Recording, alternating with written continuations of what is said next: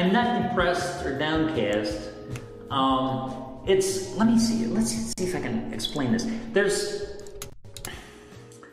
There's sort of hopefully we'll be able different to levels of how you feel about your life. The time. Let me try to explain it this way. When I was living in the woods, there was people know when it goes live. I mean, I don't care. It's a little more fun. Sort of an undertone, underlying feeling that things were basically right with my life.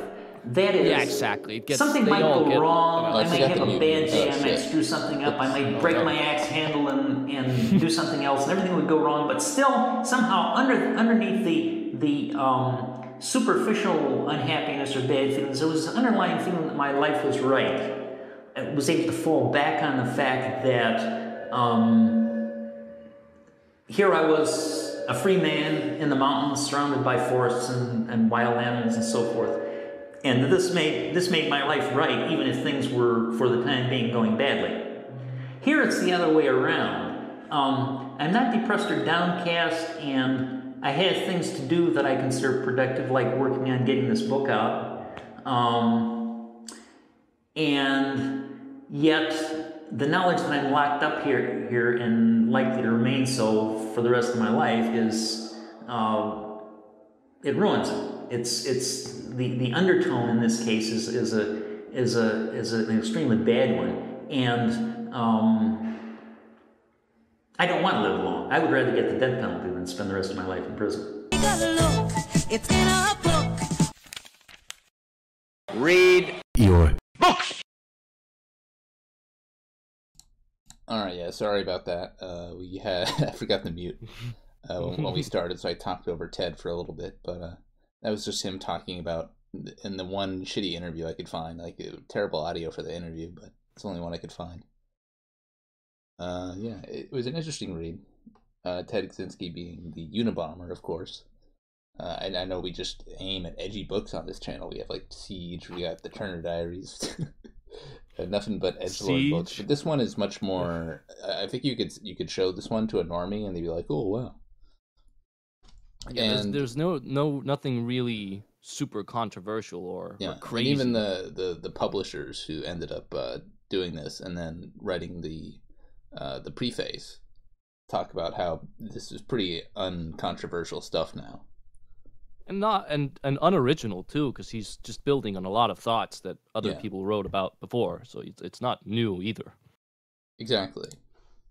And so basically, why he did the actions that he did, and the whole crux of his ideology is anti-technology, and it's not anti-technology in the sense that he wants everyone to go back to living in caves just because caves are cooler than technology. It's not like aesthetics worship. It's because he feels that life is much more autonomous and thus psychologically satisfying when you're autonomous and living from nature rather than living in industrial society. And he extrapolates on this throughout the manifesto. So this is he names it the power process that's missing. So we'll get to that. And this is what he published when he was doing the Unabombings. The New York Times or Washington Post, I forget which, published it in full, which is pretty surprising considering how long it is. But they published it in full and everyone read it, and then they found him based off of the literary analysis. And despite being written in 95, which is at the burgeoning start of the internet, I think it predicts a crap ton of stuff pretty correctly, which is interesting. Yeah, it's he even ends it off with this is not completely, like, he's going off his gut a lot of the time with this manifesto, but he still believes that it's mainly true, and he was not wrong. Why are you streaming at 8 in the morning? That's a good question, Constantine. It's mainly because my guest here is in a different time zone, and thus we have to coordinate. Yeah. Unfortunately, I have some time restrictions with my. But it's not even a big deal because I usually get right up at like 7 a.m. anyways, most of the week, so it doesn't matter anymore. Yeah, we'll try to coordinate. I'm a morning boy. I'm a normie. Morning normie. All right. We'll try to coordinate other times in the future. I'm looking into ways that I can get on at better times. Yeah, it is pretty epic, Constantine. Okay. So basically, where does the book start? He talks about how technology is autonomous beyond societal control. So his first sort of claim is that is technology controlling humans, not humans controlling technology. And I think this is somewhat interesting. And if you really look at it from the, what are we reading today, Grandma? I already said Shadow. I already talked about industrial society and its future. If you really look at it, technology develops, and then like a meme, it sticks around, it spreads, people use it and reuse it. Like, you can't ban guns because people can just build guns with a CNC machine, that sort of stuff. And he sort of asserts that the whole industrial system of technology that encourages ever more output, ever increasingly efficient technologies interrelated to each other, run by increasingly efficient technicians. That is what's running people. It's not because they want to be like ever more efficient. It's sort of become this runaway boulder down a hill, and everybody's stuck on it, and nobody's really in control. I mean, the elite encourage it, and they benefit from it, but even they have some inconveniences from it that they probably wouldn't want, but they're stuck with it anyways. And what did you think of that? What did you think of the sort of assertion that technology controls us, not the other way around? Well, I started dabbling with that idea a few months ago when JF started getting close to publishing his book, because it's it runs very Yeah, we might parallel read to that his next. idea. Yeah, we should read that soon at the very least, because especially when he brought up the analogy with the sterile ants and the sterile worker bees, it at least put it into perspective for me that it's not entirely wrong to look at it that way. Like, we are becoming more and more enslaved, and I do believe that's the word, to technology. But as how bad it is, I'm not completely in agreement with his assertion that the Well, yes, so-called I would surrogate say activities are entirely bad. entirely bad and useless, and not are going to be unfulfilling. And that's where I think Right. his major disconnect is. So he has a chapter later on psychology, and so he tries to analyze, like, okay, so the average person's going to feel dissatisfied, stressed, do all these drugs, do all this stuff because they're not living in coordination with nature. And I think that's wrong. I think that's why he was stressed and feeling bad. I don't think it's entirely wrong, but to say that finding surrogate activities that's not completely self-destructive, I don't think that's I don't know if I want to call it immoral or just wrong to do, but at least from my life experience, that is where that's the road people go down Oh, when they're typo in the title. Oof. This is what happens when you're forced to do things at 8 a.m. God damn it. All right. Typo fixed.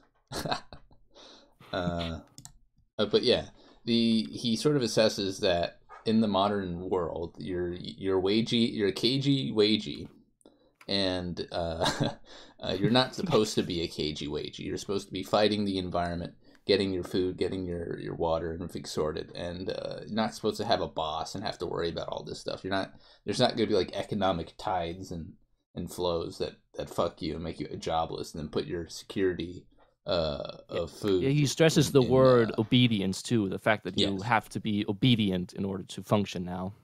Yeah, so it's not like functionally hard to have a job. It's just like psychologically taxing in the fact that you have to turn yourself into an obedient sort of cog, and Right. and that's sort of what all the thrust of schooling and modern and propaganda and all these things push people towards, is being cogs and then trying to help people be cogs. Like if somebody is psychologically unstable, it's sort of, they're unstable because they can't be a cog and be happy about that, or they're being stressed by that. That is sort of the metric for being unstable, and I think that was an interesting thing to point out as well.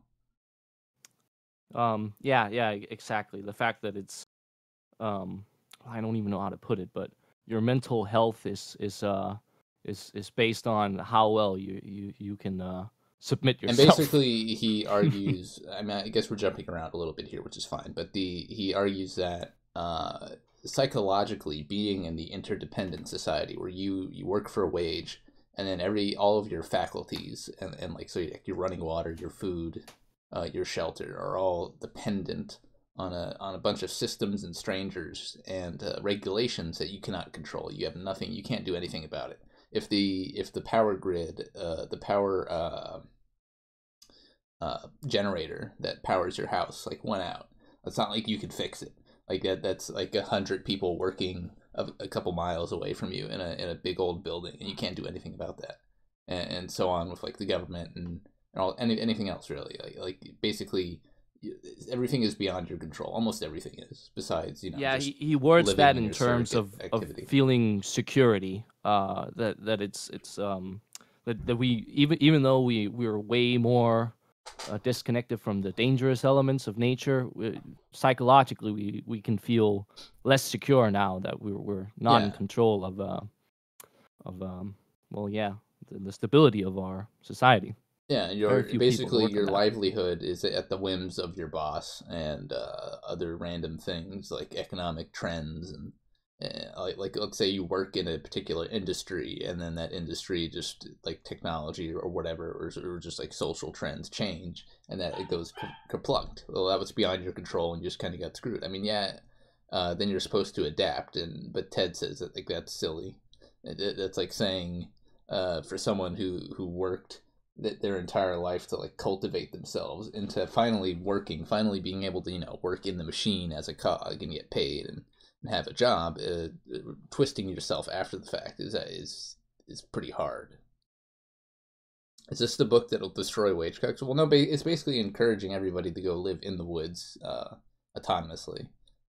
Get your own food, get your own water, all that stuff. Like go buy a plot of land, go live in the woods. And also gear up for the destruction of technological basically, society. Ted is like the first prepper one, and I guess he probably, I don't know if he writes about this later because we haven't gotten to it, but I wonder what he thinks of like the prepper movement, because it's kind of like in line of what he wants when he describes at the end of the manifesto.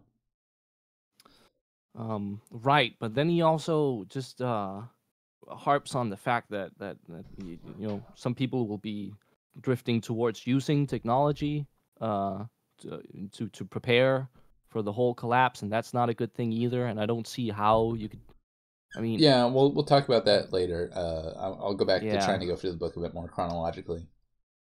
But I think that like both his revolution and then his psychology are a little bit off, but I think they still have merit. All right. So he basically claims, besides that technology controls us, not the other way around, that all of the modes of modern life and that like what you're allowed to do and what you can do successfully and make enough money to live are all defined by technology. Like you have to have a car, you have to go to work, you have to integrate yourself into this system of eating and living. It's no one ever encourages you, hey, you should go like get a plot of land and become like a subsistence farmer in the modern day and age. No one ever says that. They're like saying, start a business, get a job, and or get a degree and then get a job. Yeah, it's well, he also points out that very few people can actually run their own little. There's not room in the economy for everyone to run their own little business. Exactly, yeah. Like even if you own a business, you're only partially autonomous. Like you're not only do you have to manage all your employees, and then you have to work to stay afloat in the marketplace, and then like constantly adapt to the changing marketplace. You have to then provide a product that people want, and so your behavior then is shifted to fulfilling this job.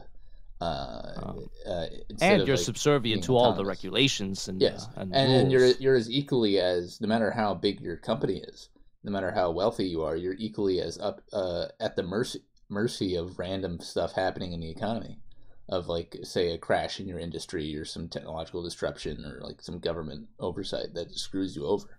So it's not a secure way to live. It's only slightly more secure. And it's not something that is sort of special, I guess. Did I write its future? Damn it. Once again, Leo. 8 a.m. I'm sorry. Fuck you, Mo, and your shitty European I'm schedule. sorry. Okay. I'm doing something very important with my life right now. So Okay. you have to bear with it. I mean I can you covered it up fine. I'm in boot camp right now. I don't mind doxing that part of myself. So that's why my schedule is kind of pressed at the moment. But I'll try to adapt. So basically, Ted says that technology has warped society, and then all of the goals of society aim to warp people to fit better into that technology-based society. So like your diet, what you're taught in school, sort of social pressures, what is seen as socially successful, and what gets climbs the social hierarchy is all defined by activities within this technological system and how well adjusted you are to being within this technological system. And he continuously harps on how this is like unnatural and all the stuff that it causes. And he sort of attributes all degeneracy to technological development and it causing stress and it causing people to be loopy in the head because it's so far from what they're naturally evolved to do. Dab. He talks a little... That's where he's not completely off, but he does paint with a very broad brush. Yeah. With regards to that, but at least for my own sake, personal experience, I got a manual labor job last year, and actually using your body for something productive does give you a certain level of fulfillment. So I mean, I can't disagree with him on most of his ideas. We forgot to cover the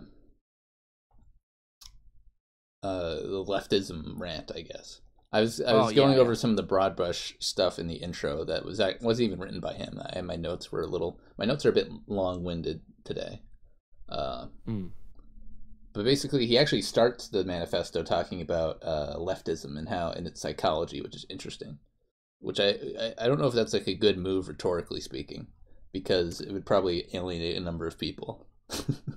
Well, he also, because he talks about leftism both at the beginning and the end of the manifesto, so he kind of opens with it and closes with it. And he also, especially in the end, he laments the point that you are not to work with leftists because they will stab you in the back. So I don't think he minds terribly much to alienate them, but I do agree with you that it's kind of a weird choice to put it as the first chapter, right? Right, exactly. But yeah, basically he claims that leftists behave, they believe what they believe, and then they behave in the way that they do because of A, an inferiority complex, and B, over socialization.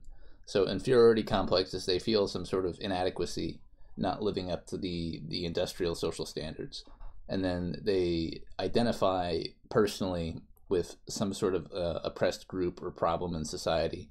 They work as a sort of rebel or adversary advocate for this group, and then they do this because it grants them sort of social good boy points, and because they're over socialized and they feel intense shame for being a little bit inferior, not being as good as they could be. They make up for it by doing this social activism, which sort of fills in that gap and tries to put the patchwork on their psychology. And he even admits, like, oh, this is not like, I'm not describing all leftists at once, but he definitely, he at least puts up a decent model for sort of leftist psychology, and sort of he does it in such a broad-based view with saying that, like, basically anybody who is an advocate for some sort of like social cause is a leftist. He's not saying like, oh, communists and socialists. He's saying like anyone who is sort of doing this kosher social advocacy, which is the vast majority of social advocates, where you go to a protest or you virtue signal or whatever the heck. Fight for minority rights and all that. It's basically controlled demolition. It's playing in a playpen, playing in a sandbox. And that's exactly what the society doesn't mind that at all. In fact, it encourages it because it's productive in terms of getting out your power process, as he talks about later. All right. Yeah, and then after talking about leftists, he talks about sort of his whole psychological model, which is called the power process. Very Jordan Peterson-esque, this chapter, I'd say. I would say when I first read it, I was a little put off. I was a little put off because it was like, wow, this is just basic self-help stuff. Exactly. But it does play into later parts of the book because it helps him when he's talking about his sort of psychological modeling of different groups and types of people. But basically, he says that people need to have a goal to be fulfilled, to be satisfied, and that there are goals that are surrogate activities, and then there are goals that were sort of the normal, natural goals that everybody else had, which is like get your physical amenities, get food, get water, get them from nature, and then if those are solved for you, then you're forced to sort of engage in surrogate activities that have nothing to do with that.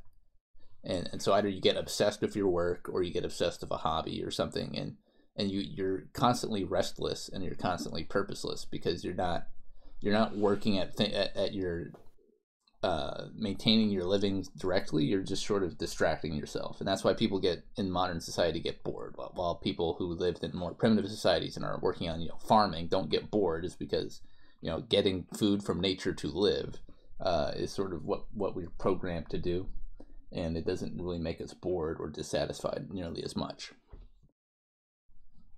All right. Right. He puts it into three specific categories, but you already mentioned those earlier. Yeah. So there's the physical ones, the surrogate ones, and then there's the what was the infinite, the unattainable goals. Yes, people either have basic physical goals, which is to attain their stuff from nature, which is very few people, or they have surrogate activities, which is just activities that aren't that, and that they have to constantly switch between. Leftist is anti-individualistic, pro-collectivist. Yeah, basically he's a liberalist. Yep. Is EM. Basically Sargon. And the third type of goal is like a goal a leftist would have, a sort of unattainable social goal. Like, I just want to end all poverty. That's an unattainable goal that someone might have. And those sort of help contribute the surrogate activities and the unattainable goals, get people tied into the system when they don't have to be. All right. He talks about a bit about autonomy along with this subject as well, in the sense that attaining a goal is only fulfilling if you do it in an autonomous manner. Yes. So like definitely, if you're really a more attentive person and like achieving a career goal, like what does that even mean? Like you've pleased your boss and he's promoted you. Is that, do you feel really that great about that? I don't know. I don't think that's like life fulfilling level of achievement. But many people sort of, that is their life achievement, and he says that that often isn't satisfying. Like they'll get whatever their surrogate activity is, and then they won't find that satisfying, and they'll be forced through boredom to find some other activity. And then he says sort of like some people don't need autonomy. Some people are just like sheeple, wake up sheeple, and can live without autonomy, don't give a fuck. Right. And so I guess on his assessment that everyone is like the normal average person is like dissatisfied with their surrogate activities deeply,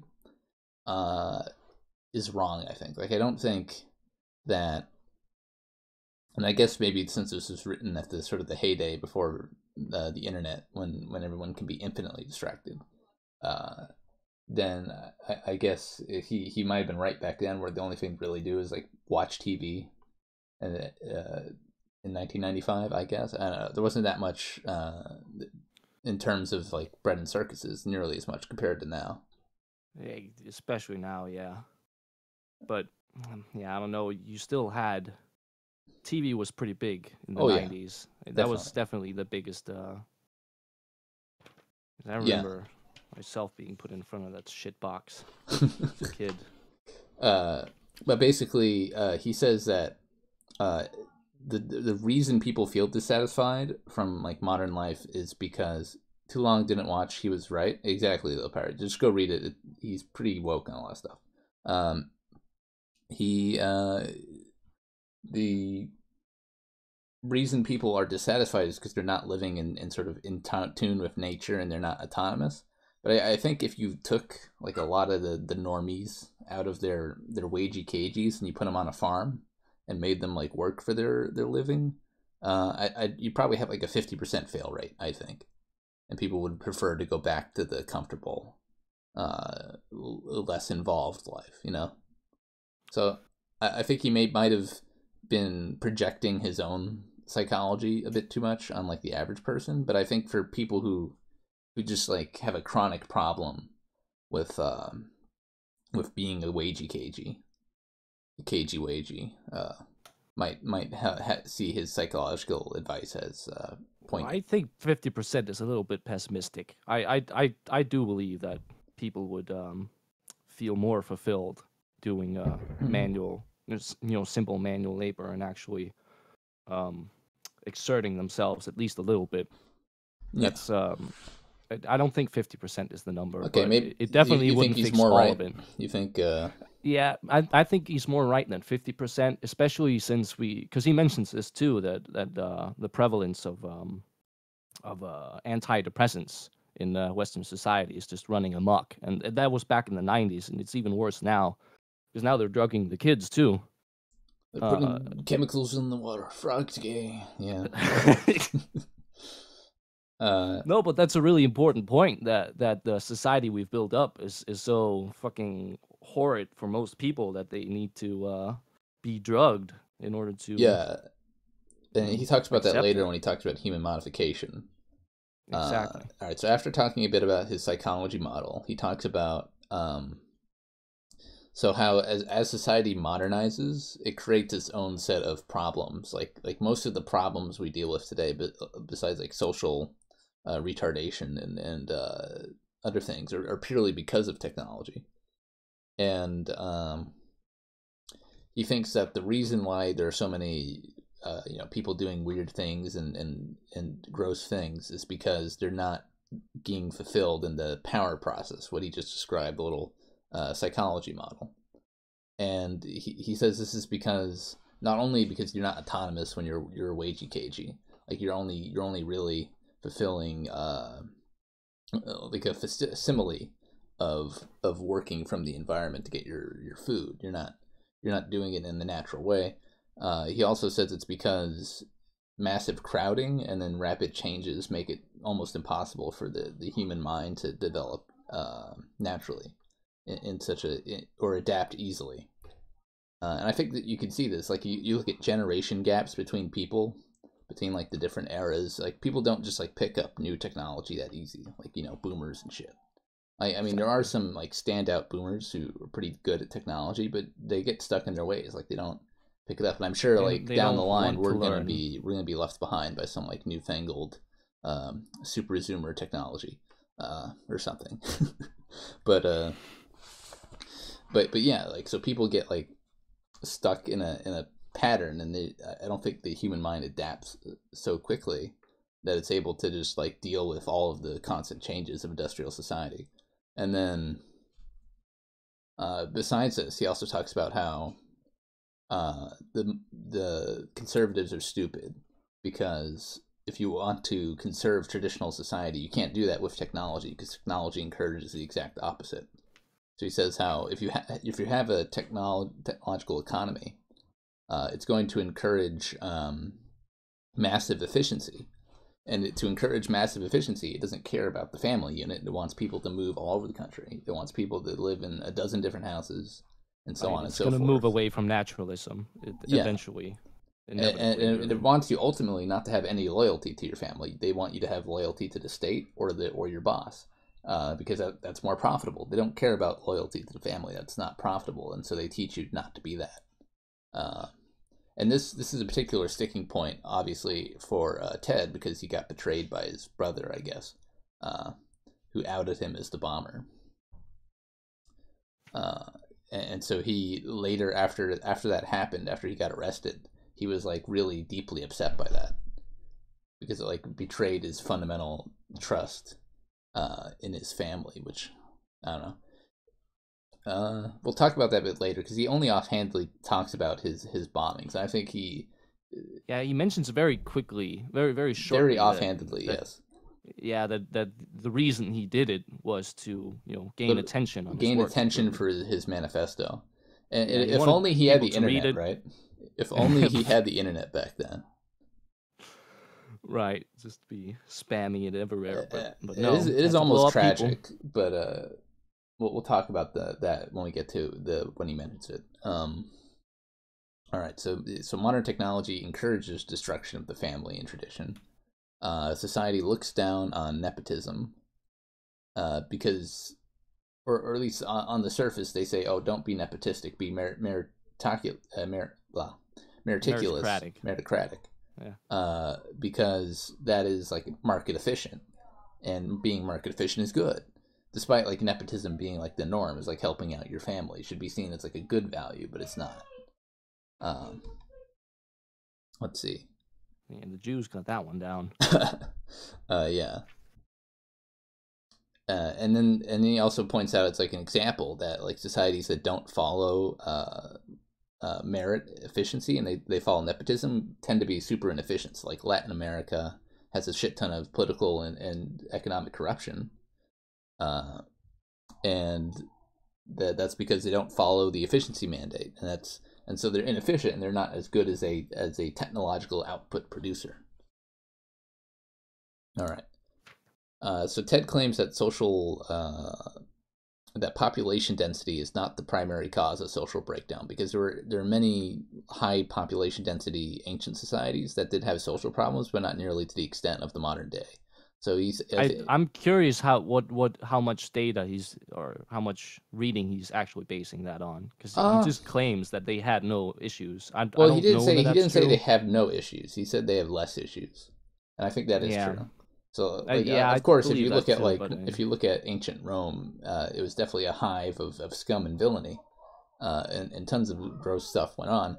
But I think if you took the average Roman citizen and compared it to like the average person today, they probably weren't nearly as like insane in many degrees, because they weren't so disconnected from like the basic natural living style. Or at least that's what he claims. I don't know. It's an interesting they point. just had a lot of other stuff that going on that we didn't. Because I guess they did have sewer systems in Rome too, but I just remember reading stories about those kinds of cities smelling like shit all day, and yeah, I don't know. I haven't read too much history, so I can't speak to that. I'm just curious as to how much research he actually did on that. All right, yeah, and then he talks about again how all of the social aberrations are caused by people not fulfilling their power process, which I don't know if that's like a truly comprehensive psychological model. You mentioned it being basic self-help stuff, and that's because it actually is very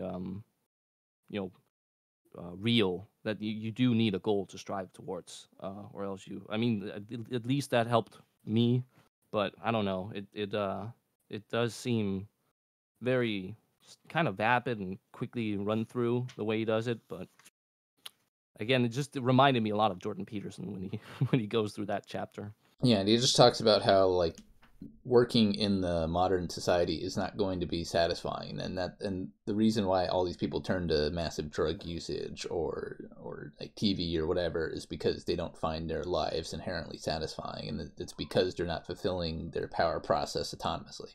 And that's or even just theory. Acquiring tech gadgets. That's one of the fucking thing that irks me the most, to see people just spend all their money on useless technology. But that is a thing, like, what we talked about before, like, would 50% of people go back from the farm if they were given a chance? I think you'd have to do actual studies on it to see, like, what the numbers of people and how that would break down, and if they're actually satisfied or distracted. Yeah, I don't think I'm not sure. I mean, that would vary for. Because I know you also say that. Oh well, maybe it would be more than half, but I don't know. Yeah, I mean, I don't think you could find a hard number on that because that would vary a lot. Well, no, you based just on what type you do like massive surveys on like life fulfillment and talk about different things. I think you could probably find a decent answer. Yeah, maybe, but we don't have that data. So we don't have that data or just that money, conjecture. So it is conjecture. All right, and then he talks about people who, we already talked about this earlier, but even if you're a business owner, you still have very limited autonomy because you're at the mercy of the market and your employees and all this other stuff. Yeah, bound by law and regulation. And yeah, bound by regulation and law. All right, and then this is also what we sort of are skipping ahead, but he also talks about how like basic goals like being completely secure in your living standards is impossible in modern society because you're ultimately at the mercy of either an employer or some sort of political system that you can't influence at all. Well,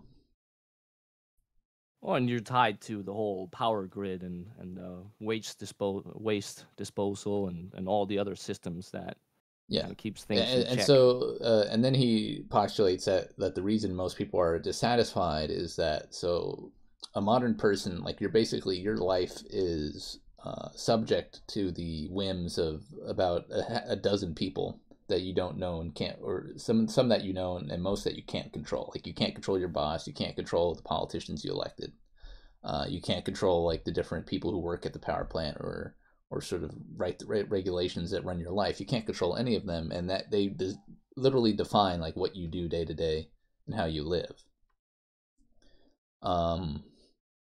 And conversely, if you're the primitive person or the person living like a sort of like off the grid lifestyle, they are their own boss. They do everything for themselves, and the only thing they're contending with is nature. They're contending with getting enough calories and clean water to live out of nature.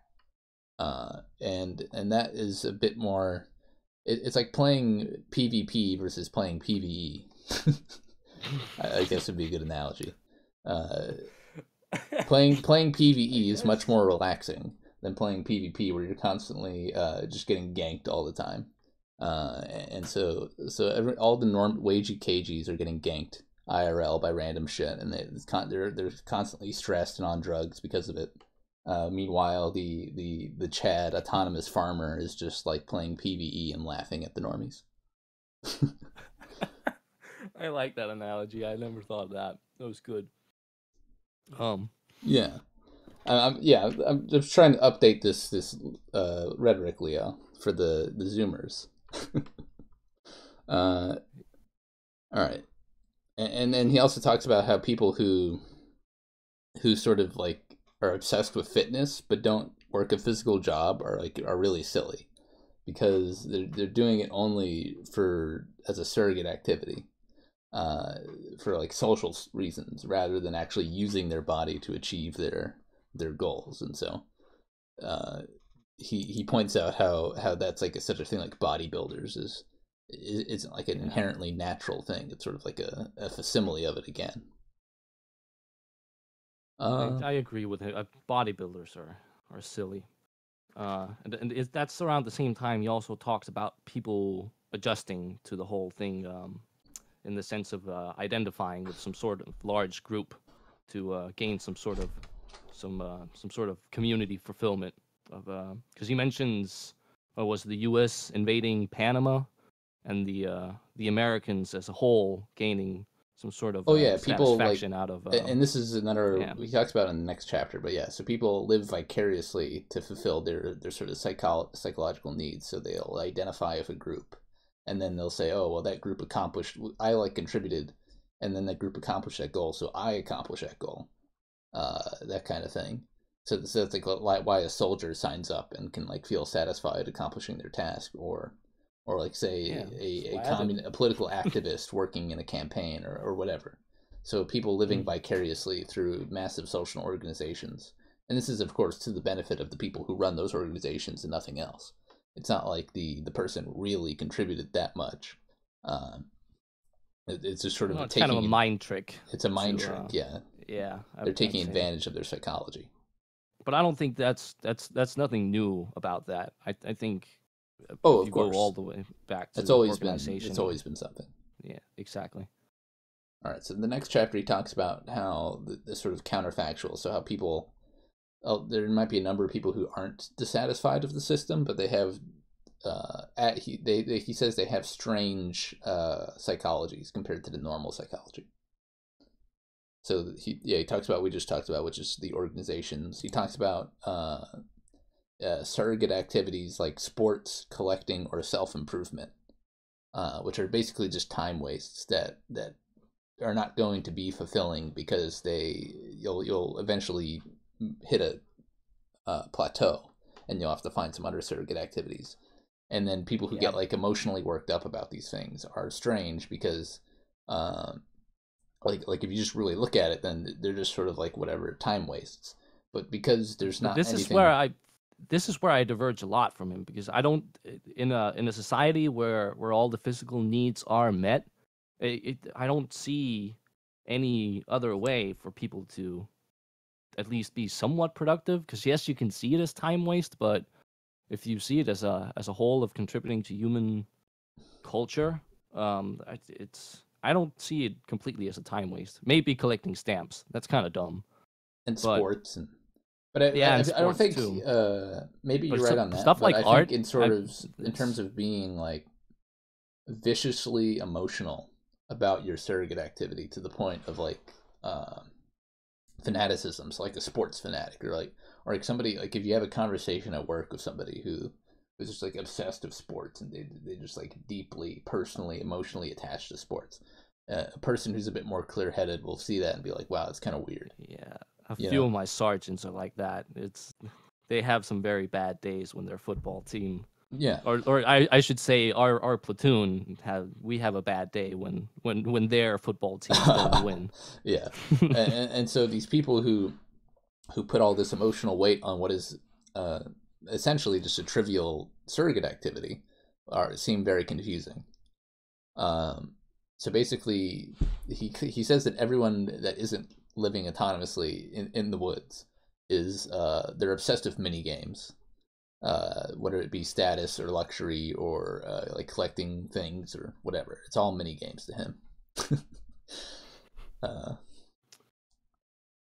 All right, and then he talks about scientists for a bit. So he says curiosity is not an adequate explanation for scientists' behavior to motivate their complete devotion to a field of study. And he says this because the people's devotion to a field of study is about as arbitrary as like an electrician learning how to do some circuitry. So their interest is sort of self-fulfilling. There's not curiosity for itself isn't the reason.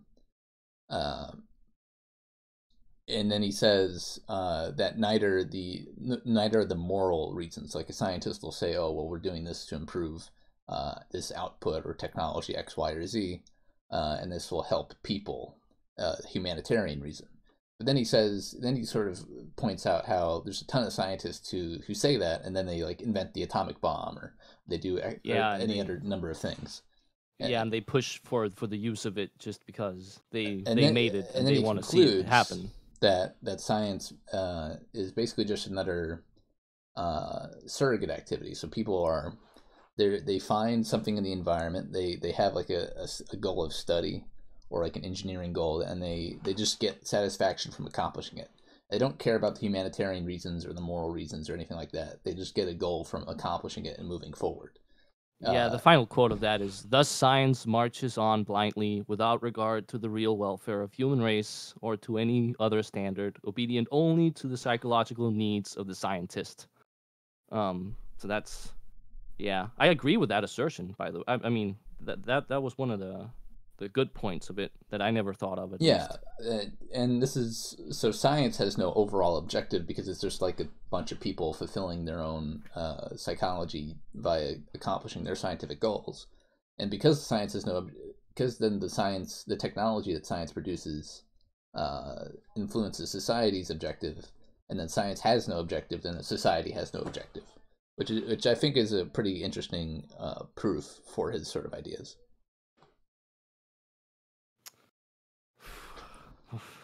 Books are gay, apparently. Books are gay. All right. Ted states that real freedom is not rights permitted by a government or larger organization, but the ability to control and secure one's physical needs in the environment without the influence of anyone else. And so this is sort of the point that older societies were much more free because they couldn't send, drones and helicopters and dogs after you if you wanted to be a tax evader hermit in the middle of the woods. Like basically in ancient medieval times, you could be a hermit in the woods and nobody could stop you at all. But now that is not the case. Like if you're a hermit in the modern day and the government doesn't like you, that for any reason, they can go get you. And then, well, he argues that's only in. I mean, he at least prefaces that part that point with in part this was because they lacked efficiency and so on and so forth. So he at least just counts it into some of the aspects. Some of it, but I mean, I think the point he's making is that if you wanted to be autonomous, that will eventually become impossible because of technology. Eventually, the sort of the system of technological efficiency and sort of the state will drive itself to such a degree where everyone's going to be like microchipped or genetically modified, and everyone's going to have to be working. They're not going to want anybody living, on their own. I think he termed it as freedom and technology just don't play well. And that's sort of the whole crux of the book and his sort of revolution is that he wants freedom to remain, and he eventually, looking down the line, being predictive, he sees that technology will eventually eliminate all ability to be autonomous. All right. So he says the free press is a joke because the only press that is influential is the corporate press, because they can reach the number of warm bodies much more than any sort of minor outlet. So that's pointless, which I guess is a fair point.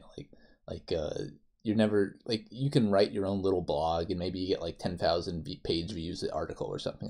That's cool. Well, and then CNN. That's kind of the thing that's changing now with the internet. Until of course censorship is completely because fucked, but you're right. There's a ton of decentralized little news websites, and all these people get their different information and their ideas from these different websites. Even this, I guess, is a tiny little information outlet. But it's basically hundreds and hundreds of decentralized tiny little shitter outlets, and then there's the monolith. There's the normie monolith of CNN, Fox, NBC, all this stuff, and sort of the popular movies and media. So the that money stuff is shrinking. The attention for the at least the big TV stations is shrinking, at least to my knowledge, and it and is, and I think eventually it'll change. But you've already seen the beginnings of things being co-opted, and I think eventually it'll be co-opted. But it'll be better. I think it'll definitely be better than the sort of the age of centralized television, which created the most insufferable, disgusting normie. But I think the internet will eventually capitulate down the line. All right. Yeah, it does seem like that with the push for censorship. But it'll definitely be a little bit better because I think there'll be sort of developed communities living at least intellectually in the web space, relatively free.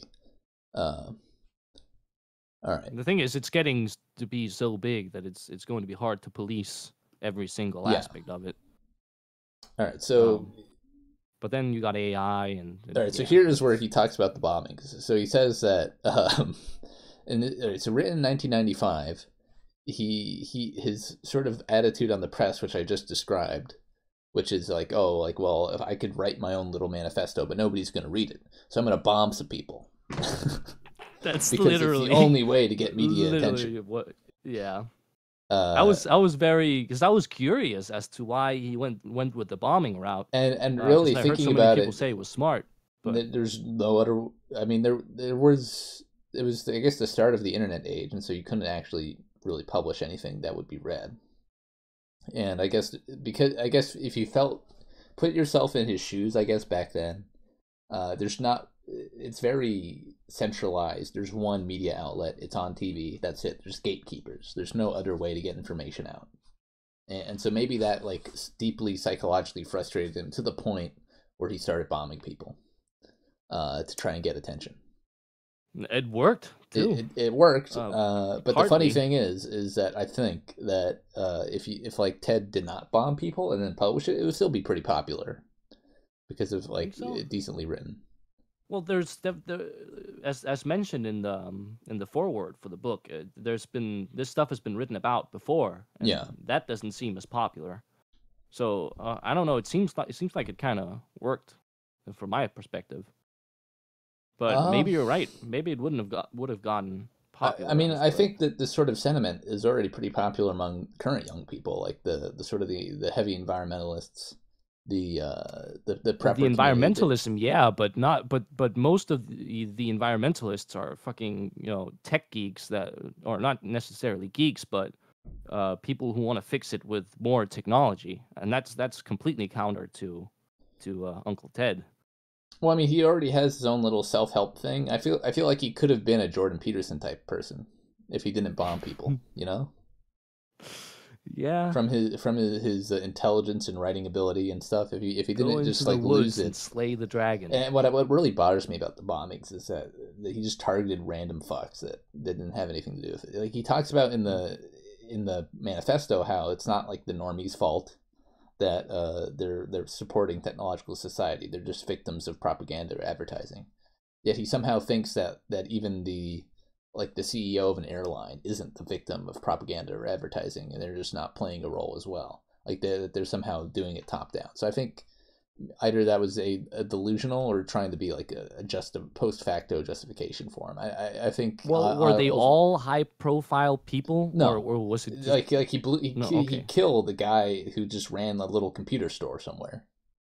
Oh, okay. Yeah, he killed a number of innocent people. Yeah, it was really kind of screwed up.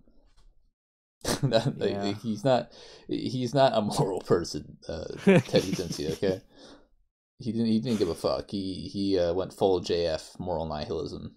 I'm just gonna bomb some people for attention. That's what he said. Yeah. So yeah, the bombings kind of I think they do more harm to his work than attention got him. You know, if he just waited until the internet age. The whole diagnosis thing too. That a lot of people just point to him and say, says he's a crazy person. That's not in the manifesto. That was in the foreword. That or at least one of the footnotes for it. That his diagnosis of paranoid schizophrenia was it was all political, because all psychologists later and all the people who had correspondence with him, no one claims him to be paranoid. He's at least sociopathic though, for being able to kill or try to kill like 2 dozen people or so. Yeah. Who had nothing to do with the sort of technological revolution, really, if you thought about it. But paranoid schizophrenia is a whole different deal than just sociopathy. Oh, yeah. All right, so then after that, he talks about history a bit. So history has short-term fluctuations and long-term trends.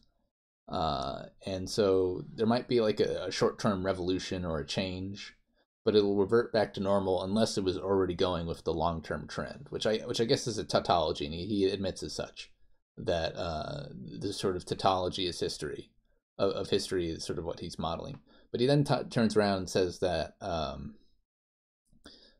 you can then kind of tell what is a long-term trend and then what is a short-term thing by saying if it's predictable or not. Because if you and he says the ultimate thing that causes new long-term trends is technology. So like a technology we developed, it'll be like, okay, this is like a neat thing. We have telegrams. We can send little messages to each other. Then it will evolve, and then things will change. And you can't predict how technology will change things, but it will change things in the long term because it's not going away. And so technology creates... Well, he argues between large complex pieces of technology and then the smaller ones that the bigger ones have a tendency to disappear over time. So like the Roman roads. Well, technologies that require like many people working on them, the infrastructure that requires a bunch of people interworking, become more vulnerable to like social disruptions and will disappear. Like kind of how Rome fell, and then all the aqueducts and the advanced architecture and all this stuff like disappeared for a while. But basically, he's saying that technology produces a giant slew of completely unpredictable long-term historical trends. And so because of that, that is why it's so dangerous, is because you can't, it's not like we have data to say, oh, how is VR technology going to affect society?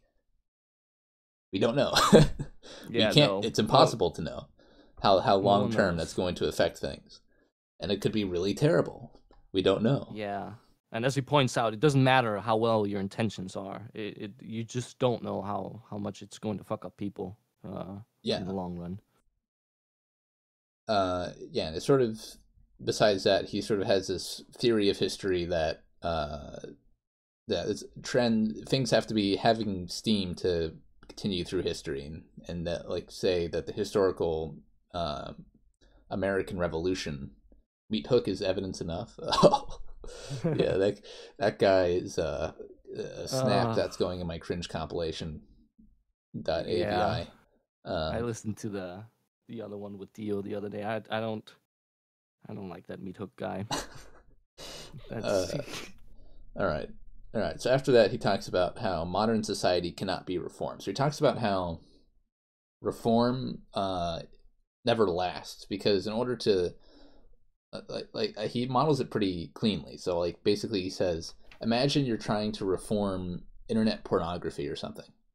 So let's say you like develop this huge system of like enforcement and like monitoring and all this other stuff to like destroy all internet pornography. That would take like trillions of dollars to do. Like, if you wanted to globally destroy internet pornography, and then maybe you solve one social problem. Yeah, he argues that it's better just to bring it all down. And then there would be people who would advocate against it, and eventually it might capitulate and then move on, and then it wouldn't work. But if you destroy the whole system, then it functions better. Then you're golden. Just destroy everything.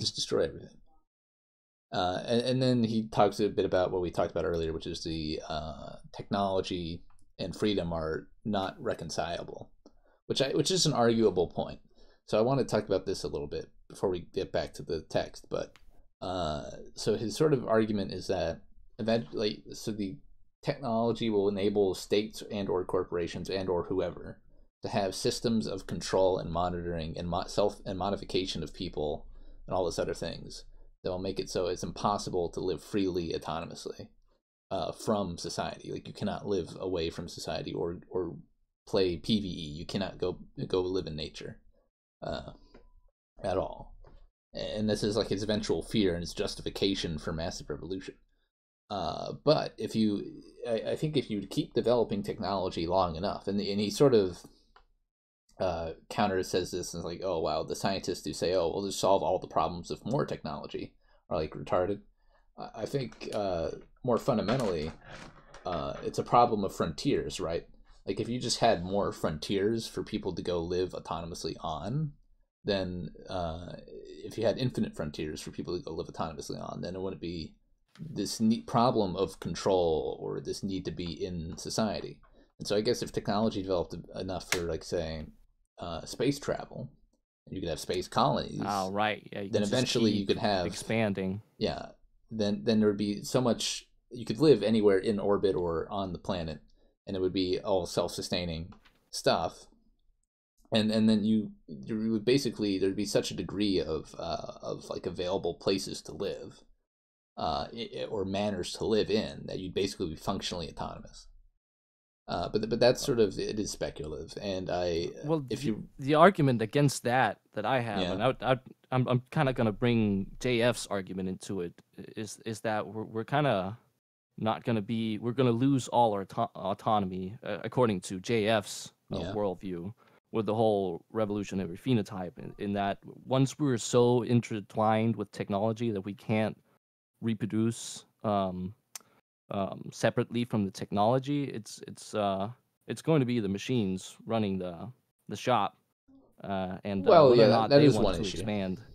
Yeah, and I haven't read the book, so I don't want to sit here and spew his points from one end to another, but that's at least some of the stuff he gets into, is that at some point we're gonna pass a threshold where we're simply just not in control from a biological basis.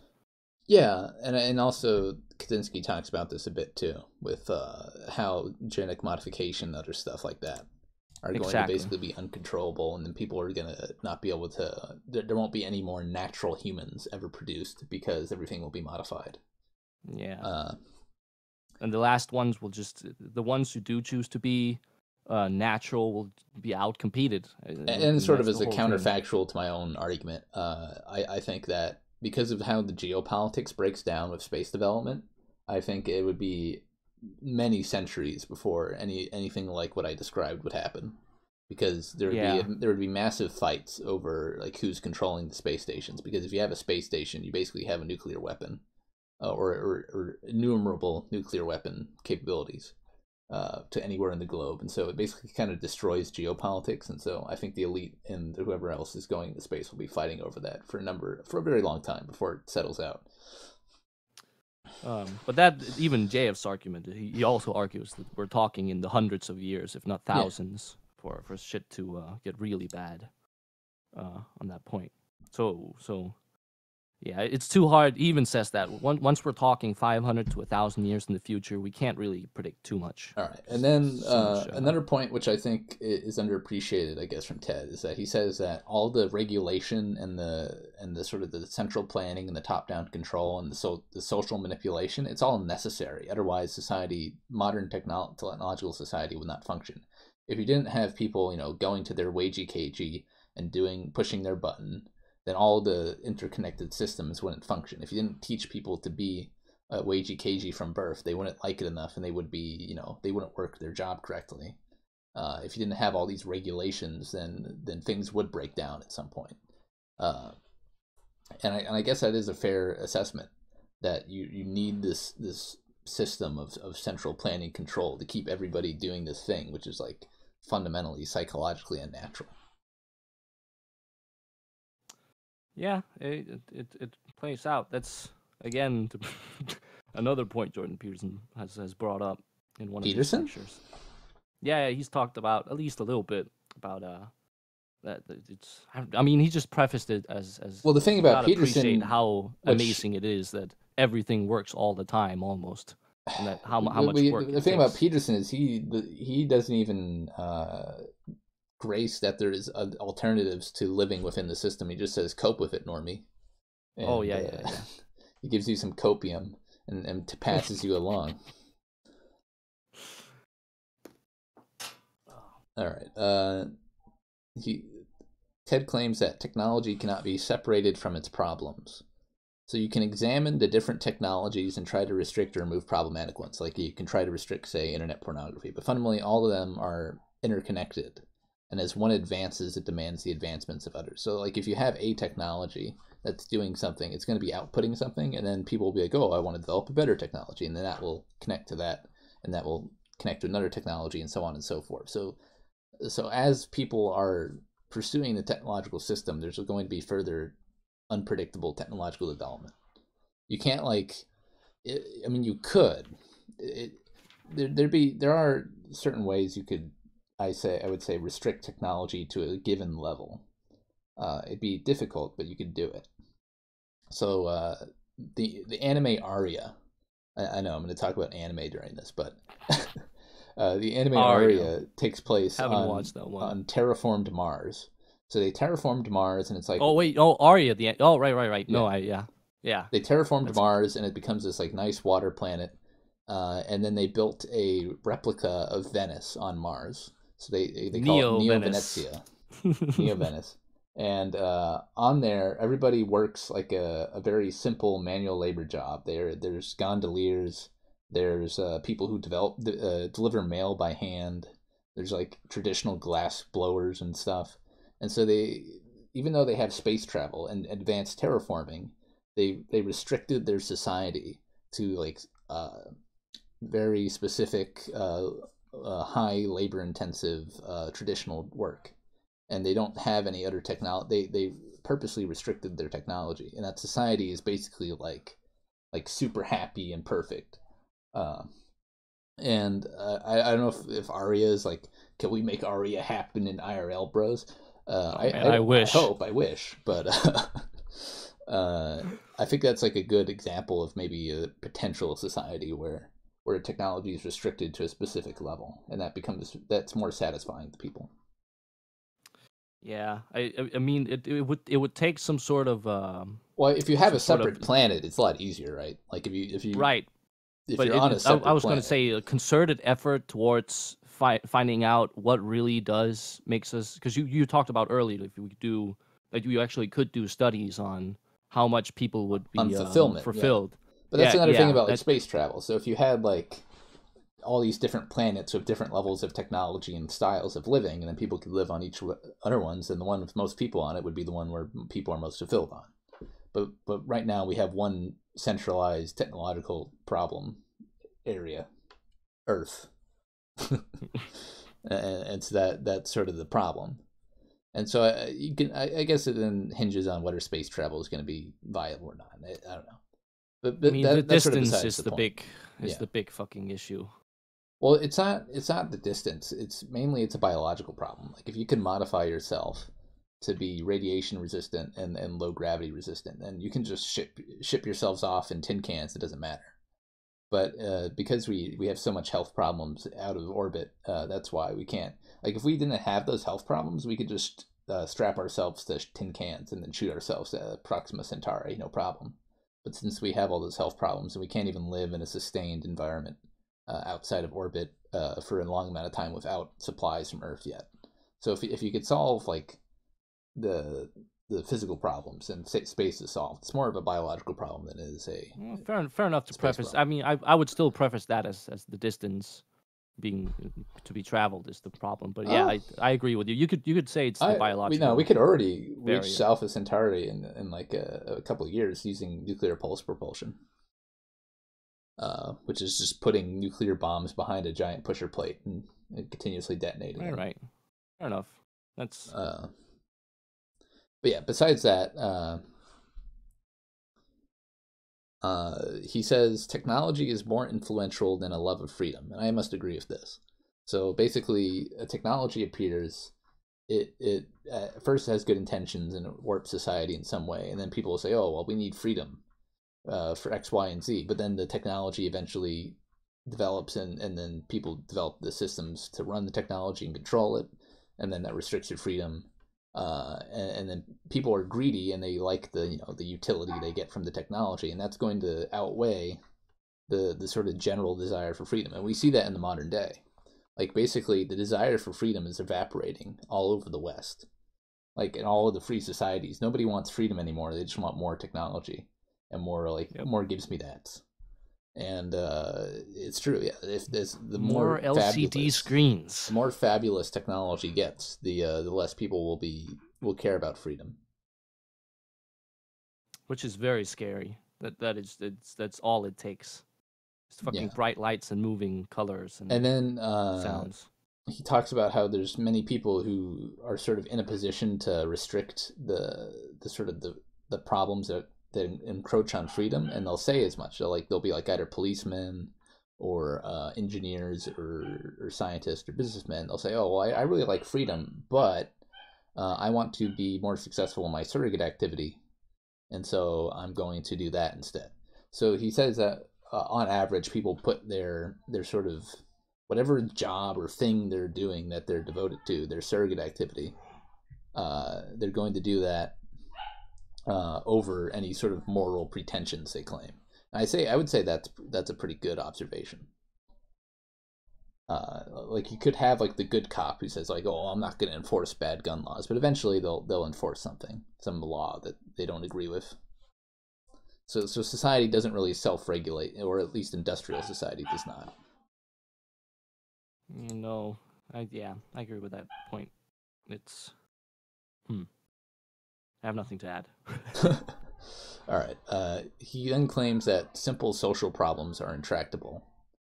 And he says that any social problem that used to be like a problem in primitive society and has been solved is purely because of the incentives of competing groups of elite. And I would agree with that. So the like let's say women in workplace. Dog goes barking. So it was in the interest of capitalists and company owners and the urban elite that there's more warm bodies working and there's more people consuming. And so this women's rights problem of women in the workplace got solved if you found that as a problem. And so it's not so much as though we have the technology and capability to solve social problems. It's that the elite want society to work in a certain way, and so the social problem gets solved. And that's basically it for that. And that kind of just ties into as well the whole competition between neighbors. Is that as soon as one country does it, you kind of have to follow along, or else you're gonna. And he also says that the system might protect itself from environmental problems, but only to protect itself. And even if it does, even if let's say all the sort of international regulations preventing climate change and pollution, all these problems get in place and they work, even then technology will still develop and destroy freedom. So it doesn't, so that you can't it's not the environment that is a concern, but it's mainly freedom that technology will destroy that he's concerned with. And that's why he doesn't consider himself an anarcho-primitivist. Despite people calling him that. Yes. All right. Then he says revolution is easier than reform, and we talked about that a bit. So he says reform takes billions of dollars, tons of effort. Revolution just all at once, bro. It's so easy. Which just break it down and build it anew. Just break it down, bro. But I would say that's kind of too optimistic. I would it's say a little idealistic because even when he talks about his only goal is to break down technological society, and I have no goal as to what happens after that. Well, that seems and he even talks about later how even if my revolution succeeds, won't people just develop technology again 500 years down the line? He's like, yeah, but it worked in my time. You can't look that far ahead. Yeah, let's not think that far ahead. That's future people's problem. That's future not mine. Yeah. So his revolution's a little harebrained because, I guess we'll jump ahead to it for a little bit. He says that, all right, so a bunch of people should become technophobes. They should all support the technophobe revolution, and they should all coordinate to when society will collapse to sort of institute a technophobic new order. And in order to do this, it has to be done internationally, all at the same time, ubiquitously across all countries. And so it has to be done while the technological society is in a weakened state. While the technological society is weakened before its hooks of control get sunk in, which I think have already happened since Ted wrote this. I think basically technological society is almost unassailable at this point. Or basically unassailable. It's not looking good. Yeah, I mean, besides all the military technologies, there's just the internet basically makes technological society unassailable. Because all of the knowledge and information is impossible to lose now. It's basically impossible to destroy a technology. Yes and no. You hear stories about solar storms being able to wash us away. Yeah, it's not going to fry your hard drive. Is it not? No, I mean your hard drive's a magnetic disk. An electromagnetic pulse would not fry that? If it was plugged in. If you have a hard drive that's dry, then it's not going to fry it. Well, I right next to me, I have 2 terabyte hard drives with a bunch of shit on them, like terabytes of anime, tons of books about self-sufficiency and technology and all this stuff. That's just my stuff. I'm sure all these organizations have further dry records, and they'd be quickly reestablished the second the solar storm was over. People overstate how that would affect things.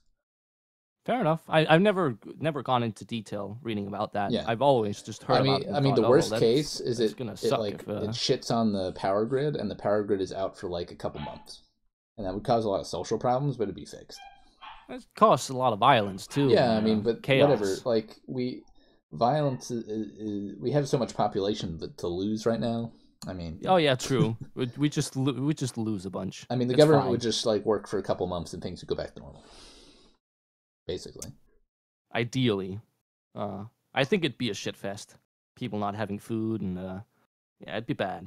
But yeah, it wouldn't wipe out humans. No, of course not. Not even close. I don't even think it would register. I don't even think it'd be that massively violent. You really don't think? No. I don't know. I don't think so.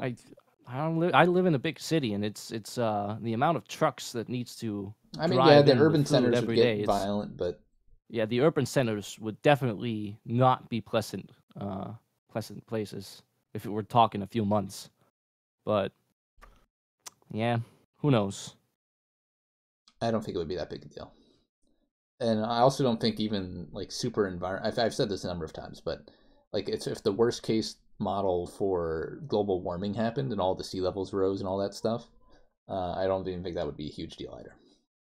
Like people would just move, like resource allocation would shift. Canada would become a farmland. You know, it's just Yeah, stuff things would would happen. just get moved around like it did 9,000 years ago. So there's Yep. nothing there. I mean, All right. So then he talks about what we've talked about a bit more, which is control of human behavior.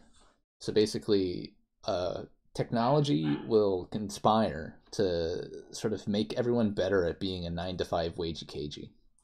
So like people will be genetically engineered, they'll be cybernetically modified, they'll be drugged up to be wagey cages. yeah, trained. And this is already the case. We see like basically most of the United States is drugged up to be wagey cages. Antidepressants. Yeah. Yummy. Yummy, yummy in my tummy. And also, what is it? Oh yeah, you feed your kids meth. Oh yeah, feed Ritalin your and kids all that. methamphetamine if they can't focus in school. Right. Yeah. Yeah, So we don't basically, do that we're here already yet, halfway there. so. Like soon, like a couple of years, we'll have genetic modification and cybernetic enhancement. Everything will make it so the human is modified to be better cagey wages. And then they'll focus on better psychological methodologies to motivate people to work in their wagey cagey without stress.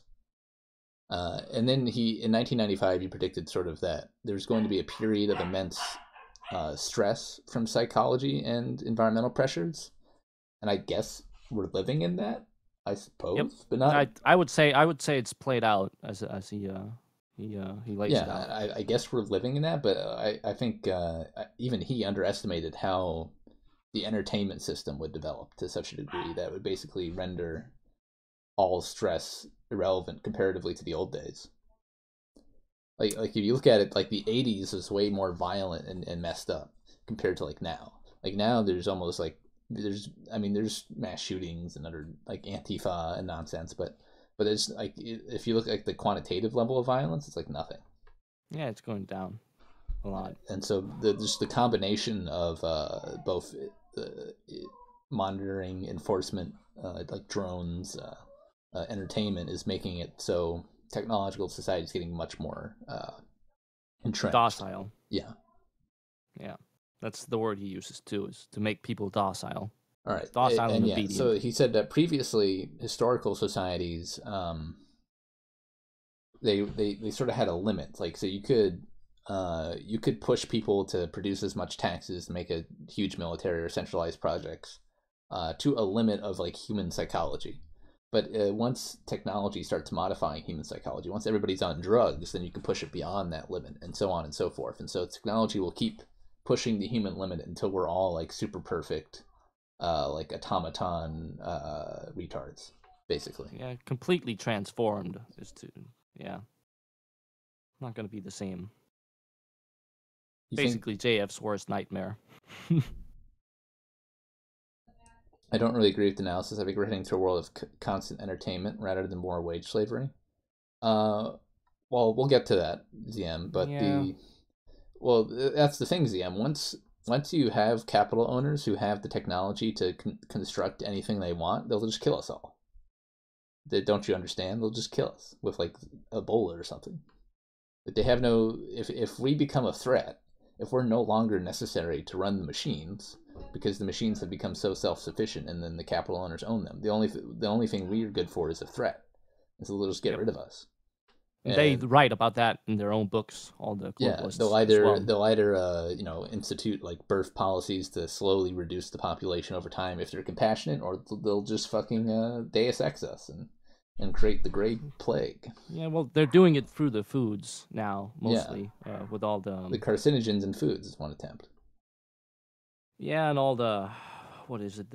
Synthetic meat and us having to eat bugs and all that shit. What's wrong with eating bugs?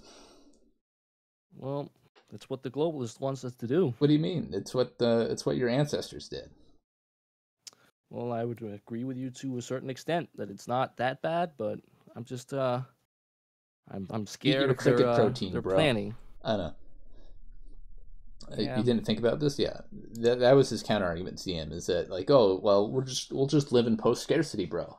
And the epic counter argument to post scarcity is that the elite will just kill you first. Yeah, why would they need you to watch TV all day? That makes no sense. Yeah, why would they need you to live in VR unless you're like friends with them? So basically, for the future, get a rich Gotta friend. suck up now. Suck up quickly. You better get a rich friend, or you better die. That's basically your options. Or go live in the woods. Okay. And well, then at that point, he argues about, too that there would be no nature at that point. Too, yeah, eventually. Scarcity. Yeah.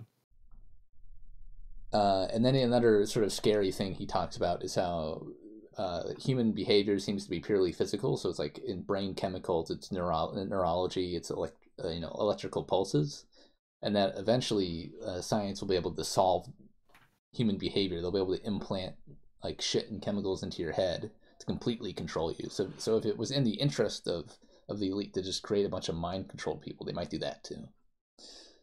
So yeah, just that's like the bees and the ants. Yeah, just like sterile worker bees and yeah. All right. So humanity at a crossroads. So it basically says either we continue down this technological runaway path, or we go full technophobe and try to pull back the curtain. That's basically the choice we're left with. And that would just be delaying it action. even more. Yeah, exactly, because it would spring back up at some point. Then he goes into a sort of utilitarian argument where he talks about how you can't really argue one way or the other if technological progress is going to be better utilitarian-wise, or technological revolution will be better. Like there's not really a way to quantify either.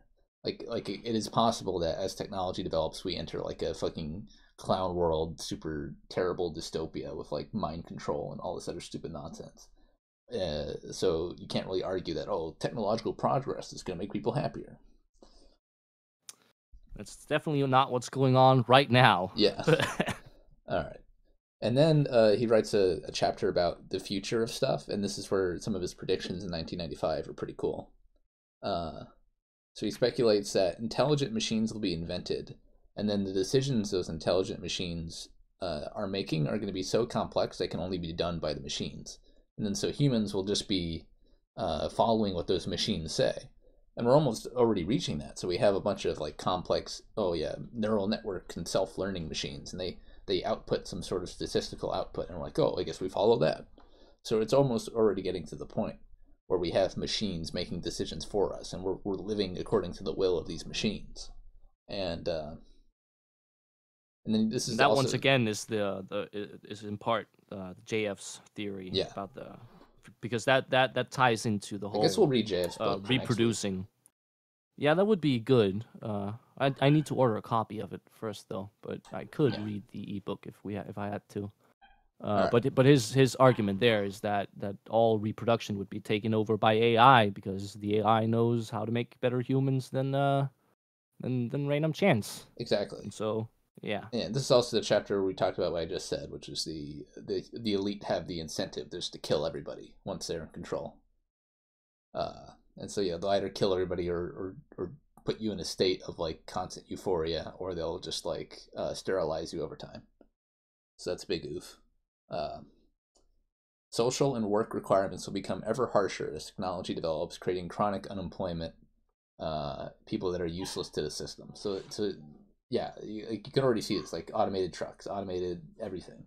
Everything's going to keep getting automated. There's going to be people who don't have the capability to quickly adapt because it's just not humanly possible for everybody to adapt. I mean, I'm sure some people will adapt fine, but there'll be a number of people who devoted their neuron development to getting good at a certain skill, and they won't be able to adapt in time to the economic changes, and they'll be fucked, and they'll be useless. But there's not really, I mean, that's always been, because that's just evolution in a sense. Yeah, but I There's mean, not if you look nothing new there, societies before, like you could, if you look at like 400 AD to like 1400 AD, you could be a farmer for 1,000 years, or like your That's family true. could farm for 1,000 years. Now, like 20 years from now, you might be stuck, fucking, turning tricks on a corner in a virtual reality to make money. That might be where you are in 20 years. I hope not. You hope not, but that might end up being the thing. I'm just gonna stay in the military, shoot people. All right, so here's a funny quote from him. He says, "Thus people would spend their time shining each other's shoes, driving each other around in taxi cabs, making handicrafts for one another, waiting each other's tables." And so, Yeah, that was a fun little paragraph. One thing I found funny about the quote is that one of them already came true, which is driving each other around in taxi cabs. With the Ubers, yeah. Uber is basically that. Because there's nothing else better to do, we ferry each other around for a little bit of pay. They got shut down in Denmark, though. Uber is illegal here now. I mean, they'll eventually become legal, and you'll have your own service again. Don't worry. The technology will march on. No, the taxi unions. The taxi lobby, yeah, the unions. Yeah, they were pretty fucking hardcore about getting rid of Uber. All right. But all taxi drivers in Denmark, they drive freaking Mercedes and Bentleys. It's crazy. All right, strategy. He talks about his sort of revolutionary strategy.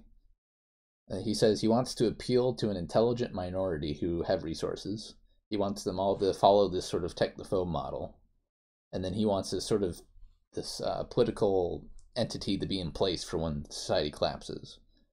And have plenty of kids, too. And have tons of kids so you can have more technophobe kids. So be Amish, basically. And he doesn't want half-hearted efforts to like say, oh, let's just like reduce this technology or that technology, because they're not going to work. He says he wants people to be totally self-sufficient, off the grid, anti-technology.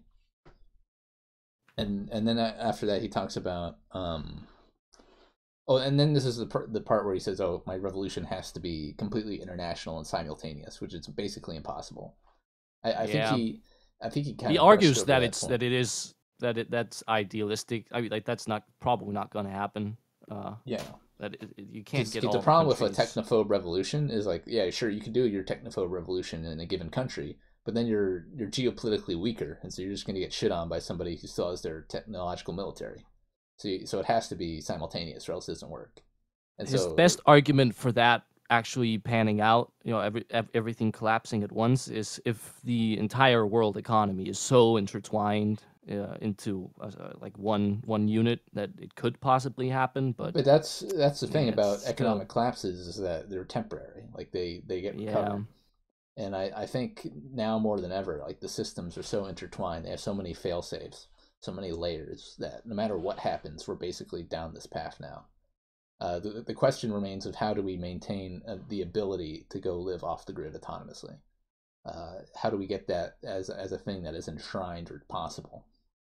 I think that is sort of the question now, and I don't think Ted's revolution is going to cut it. Yeah, me neither. It's kind of pie in the sky. Yeah. Not going to happen. But I still agree with the sentiment. I agree that autonomy is a very important thing psychologically for a ton of people, and if we lose it, it's going to be a fucking dystopian hellscape, and so we should probably work to protect that. Yeah, well, all right. I agree. So he ends the book with the danger of leftism. So he says the technophobe movement must be against leftism, or it's going to be co-opted by a bunch of elite people, and the leftists. Here's a funny prediction he made. He said, if leftism ever becomes dominant in society, so that the technological system becomes a tool in the hands of leftists, they will enthusiastically use it and promote its growth. So in 1995, when the leftists, the social, what do you call them? The social advocates, the SJWs, as they were the minority, and that they were sort of the ragtag minority. They were anti-technology back then. Now they're in charge, and they are literally Silicon Valley. Yep. So yeah, Ted called it, I guess. That was, yeah. And despite any individual's good intentions, the leftist power elite will be grotesque and warp society as much as described by Ted. Okay. And then he wrote a little final postscript, which is basically just him defending himself against people who called him schizophrenic, and then various non-arguments that were non sequitur ad homs. Which, I mean, he is a goofball who bombed a bunch of people for attention, Elliot Rodger style. So goofy. That's quite the adjective to throw on it there. He's a goofy. That is a goofy, moral nihilist, a gamer activity that is stupid. That was kind of stupid of him. But I think his points about the sort of technology and society are pretty poignant. I think they're pretty on point. Yeah, and that was the Industrial Society and Its Future, which is the manifesto released in 1995 on his request to the FBI during the bombings, and that got him caught too because the writing style was recognizable. But I think this guy's smart. This guy had a lot of interesting things to say. I think it's a good assessment of stuff. What did you think of it overall? Well, I agree. It was very close to the truth. He pointed out some things that panned out. My gripes was with the whole idea of the surrogate activities being a 100% no. I do not see society going forward without people does talk about finding things to do in their spare time, because we're all going to have more spare time as we go on. Yeah. So that whole and thing even he does surrogate activities in writing books on various topics. So. And we can't all go live on a little farm. Unless, of course, massive depopulation takes place. I mean, there's actually nothing really stopping you right now. Like, you could go get acreage. You could sustain yourself. Right, but everyone easily. couldn't. Not everyone could. With the but the good thing is that the technological propaganda society has everybody being a wagey cagey. So you're kind of free right now to go live in the woods if you want, as long as you get a little bit of money together. Yeah, I mean that's kind of my plan: is save up money and then go have a cricket farm in the woods. maybe not cricket farm. I'm gonna have a cricket farm in the woods. Yeah, I know. That's. I'm gonna farm crickets. I mean, I'm gonna a farm safe bet. Food for myself in the crickets, and then I'm gonna farm. Maybe get a little chemical plant going that'll help that out too, and then be safe in the woods. Yeah. Right. Other than that, I thought it was very readable. I thought it was a little weird the way he capitalized a lot of words. That was a little weird way to... it's a manifesto and it's meant to sort of reach the normie, so he makes sure that if you're reading the paragraph and you don't get the point, he capitalizes it. So yeah. And the numbering was kind of cool that he could reference back to specific, because every single paragraph, but he has a number. The text is numbered all the way throughout. I think it ends up in, let's see, 200 and something paragraphs. Yeah, 200 and something paragraphs. I was interested to read about like what the public reaction was and how this sort of went over. I didn't have time to really read up on that. I'm sure, judging from like YouTube comments, like when I was looking up the interview with Ted that we talked over in the beginning a bit. Sorry about that. The part we talked over, I think he was just saying how he's not depressed, and he was describing his sort of like how his lifestyle changed from when he was living in the woods to living in prison, and why that is like psychologically important. Which, I mean, I guess it's like Captain Obvious, but interesting point he made. And then I was interested to read about like how people reacted to it. They don't really get the chance to. So I guess anyone who watched this, I'm going to go do that afterwards, is go read about how people reacted to this book, or this manifesto rather. And as to his other essays, I don't know if there's if people in chat would want to hear more from Ted Kaczynski, because the manifesto is kind of the thing people always mention, but there's quite a few essays in this. Yeah, he wrote on a number of topics, and I'll probably read them as well. We might revisit them, just like we're eventually going to get back to Spinoza once Mo here has more time. I think we'll aim to read JF's book this week. That okay with you? Well, sure. I'll just read the ebook, I guess. Ebook if you have to, yeah. I mean, I'll be reading the ebook. I mean, I'm going to have to read it off my phone, though. It's going to be rough. You just get an e-reader, man. But I'd have to go buy one. Yeah, they're cheap. I could just go buy a freaking tablet right now after this. Yeah, It's just a shitty cheap one. No, don't buy it. No, that's pointless because it's like reading on a phone. Buy an e-reader that has front lit, so it's like reading off of a piece of paper. But it's fucking Sunday. Where do I go buy one now? I don't know. You live in a developed country. You can go to fucking Barnes and Noble. Yeah, we don't have Barnes and Noble, but I don't think they sell e-readers anywhere right now that's open. Really? No. Yeah. No, well, I guess you could just have it delivered. I don't know. Yeah, that's the thing, and then I won't be able to read it till next weekend. I want to read it. I don't know. Any place that sells computers should have e-readers. Well, not e-readers. They have tablets.